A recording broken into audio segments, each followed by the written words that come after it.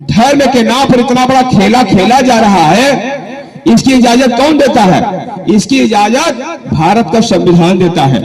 जो धर्म की स्वतंत्रता है, धर्म को प्रचार प्रसार करने की जो स्वतंत्रता आपका भारत का संविधान देता है, एक प्रस्ताव पेश किया कि भारत का भावी संविधान कैसा होगा, जिस पर सभी सदस्यों ने अपने अपने विचार दिए। 17 दिसंबर 1946 को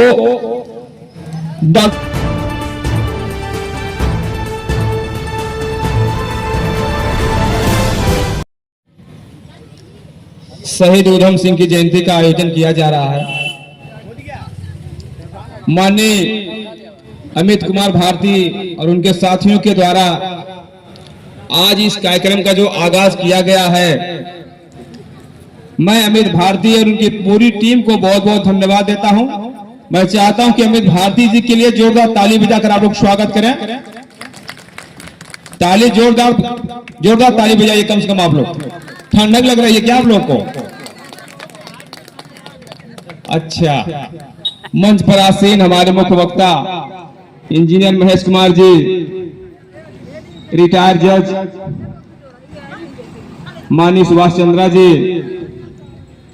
हम लोग के बीच में मास्टर दुर्गेश जी, डॉक्टर राजेश यादव जी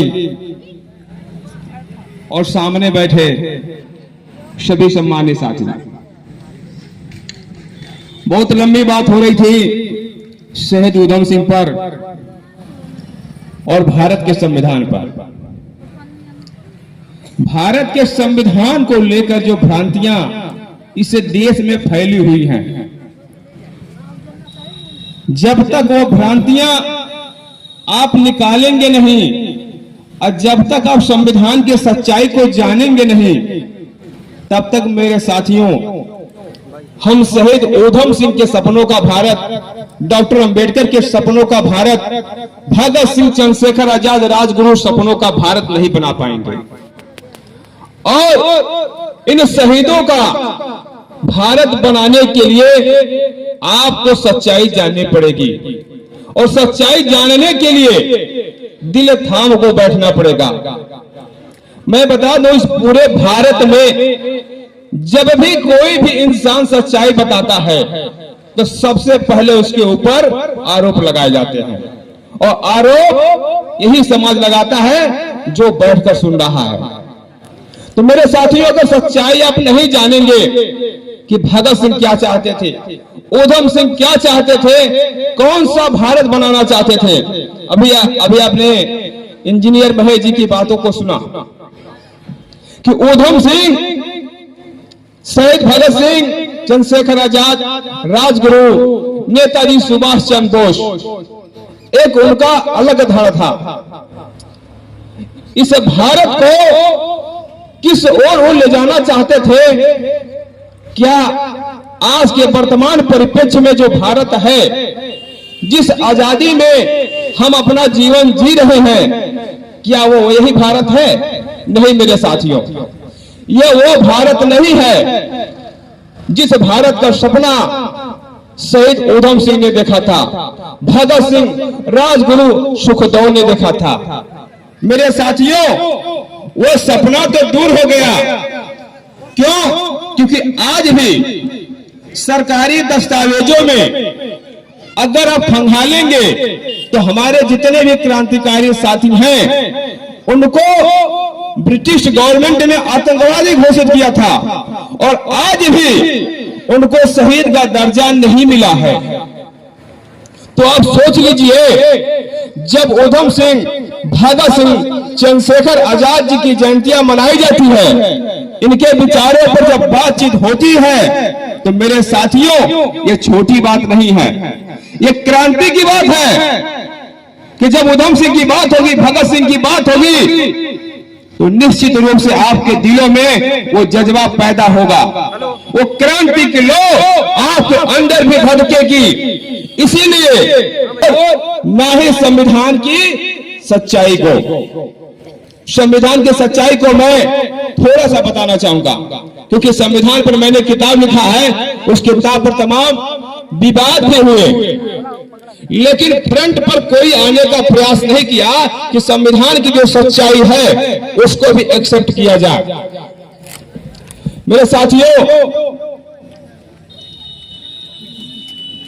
संविधान को अगर आप पढ़ेंगे,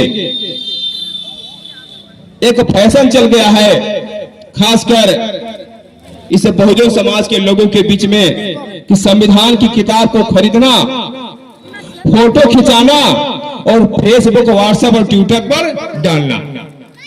लेकिन संविधान मेरे साथियों पढ़ने की चीज है, समझने की चीज है।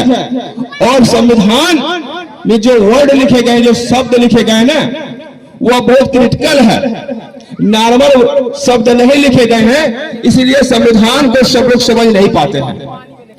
अभी इंजीनियर साहब ने बताया कि जो बड़ व्यवस्था है, आप देखिए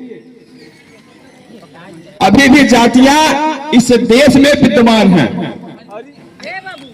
महाभारत, रामायण, वेद, पुराण, मनुस्मृति के सारे कानून जो के तो चल रहे हैं। कभी आपने सोचा ऐसा क्यों है?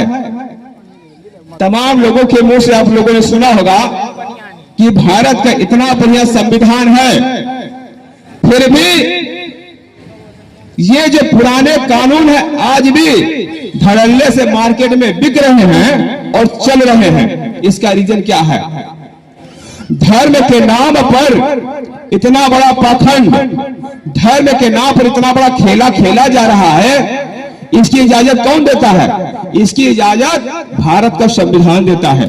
जो धर्म की स्वतंत्रता है, धर्म को प्रचार प्रसार करने की जो स्वतंत्रता आपका भारत का संविधान देता है, उसी के अनुसार आपका यह गीता, रामायण, महाभारत, वेद, पुराण ये सारे के सारे इस देश में चल रहे हैं। तमाम लोगों के मुंह से आप लोग सुनते होंगे कि भारत का संविधान लागू होने के बावजूद भी ये ग्रंथ मनुस्मृति, अभी आप लोगों ने 25 दिसंबर का दिन गया है, 25 दिसंबर के दिन बाबा साहब तमाम साथियों के साथ मनुस्मृति का दहन किया था। फिर भी आज के डेट में मनुस्मृति का कानून चल रहा है। क्यों? ये बात आप लोगों को समझने की जरूरत है और सोचने की जरूरत है। मैं बताना चाहूंगा, क्योंकि मेरा गला लग रहा बैठ गया।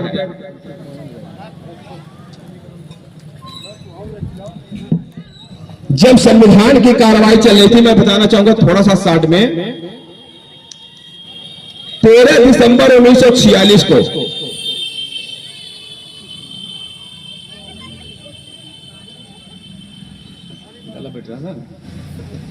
13 दिसंबर 1946 को संविधान सभा में पंडित जवाहरलाल नेहरू ने एक प्रस्ताव पेश किया कि भारत का भावी संविधान कैसा होगा, जिस पर सभी सदस्यों ने अपने अपने विचार दिए। 17 दिसंबर 1946 को डॉक्टर अंबेडकर को बोलने के लिए जब आमंत्रित किया गया, तो मेरे साथियों, अभी हमारे इंजीनियर साहब ने बताया कि डॉक्टर अंबेडकर ने नेहरू के उस प्रस्ताव को खारिज कर दिया और कहा कि यह प्रस्ताव सुंदर सुंदर शब्दों का जाल है।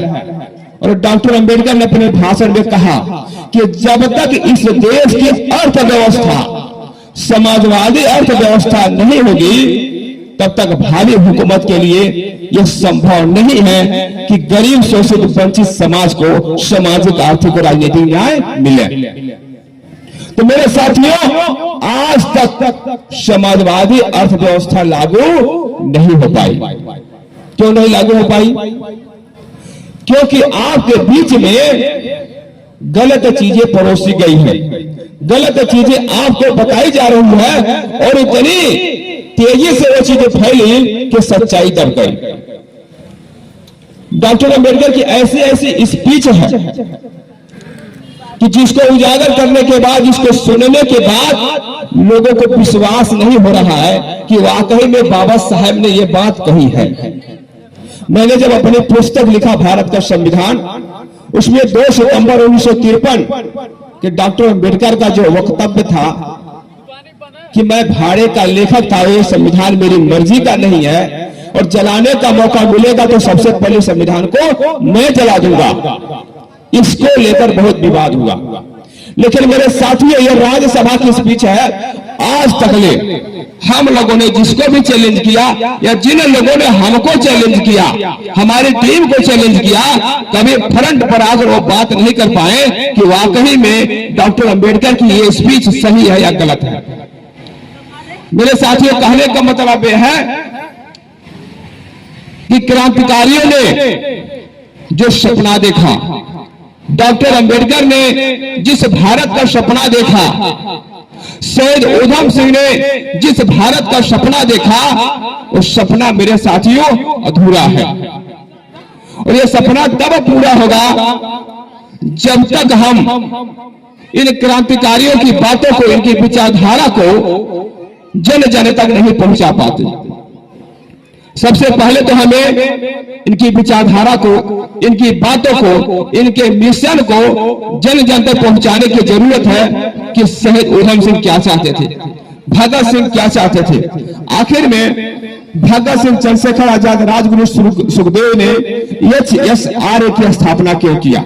अभी इंजीनियर साहब ने बताया कि उस समय 3 संगठन अस्तित्व में आए।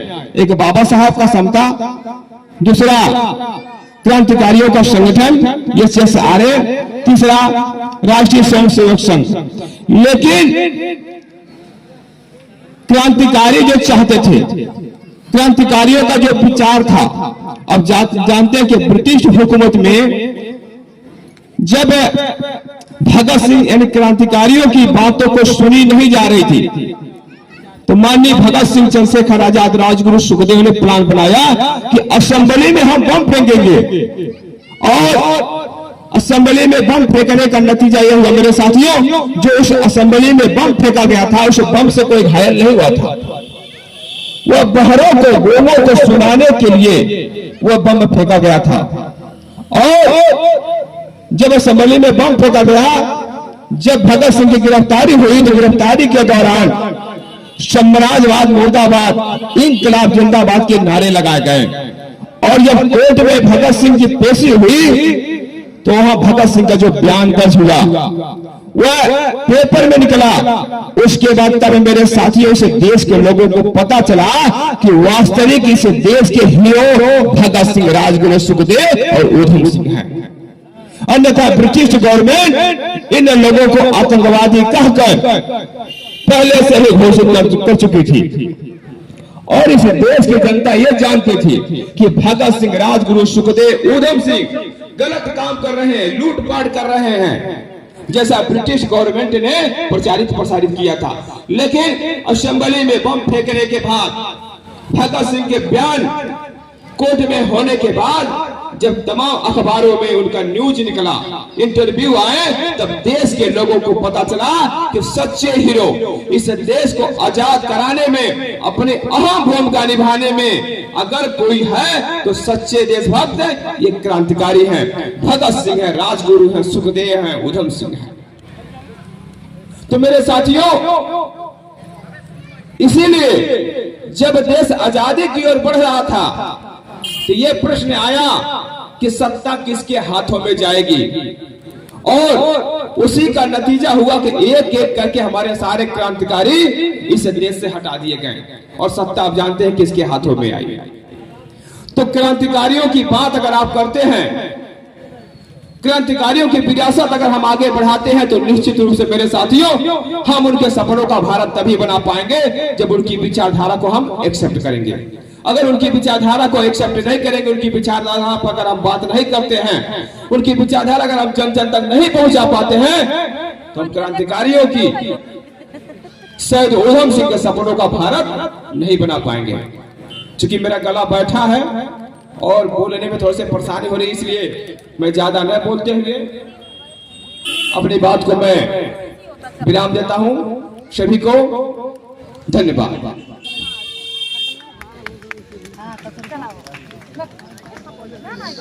साथियों, हम लोग कुछ देर